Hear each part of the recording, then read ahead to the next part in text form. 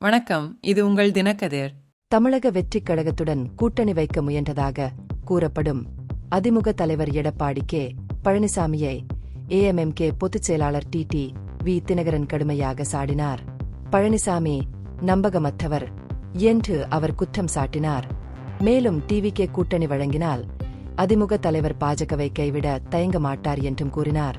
திருவண்ணாமலையில் செய்தியாளர்களிடம் பேசிய தினகரன், பழனிசாமியின் அரசியல் நகர்வுகளில் நம்பகத்தன்மை இல்லை என்று குறிப்பிட்டார்.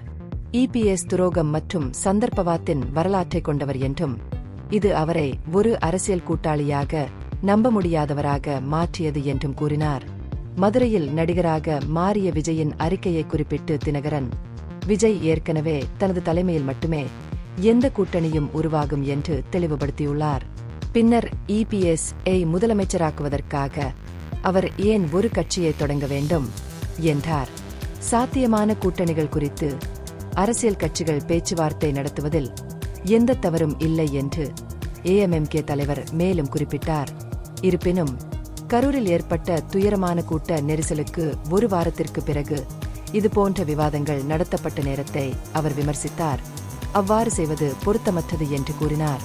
தர்மபுரியில் சமீபத்தில் நடைபெற்ற அதிமுகவின் பேரணியில் டிவிகே கொடிகள் அசைக்கப்பட்டதாக கூறப்பட்டதையும் தினகரன் விமர்சித்தார்.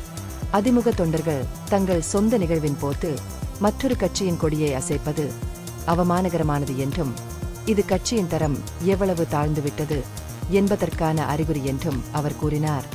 இந்த பகுப்பாய்வு நுண்ணறிவுள்ளதாக கண்டால் முக்கியமான அரசியல் முன்னேற்றங்கள் குறித்த கூடுதல் புதுப்பிப்புகளுக்கு லைக் செய்யவும், ஷேர் செய்யவும், சப்ஸ்கிரைப் செய்யவும்.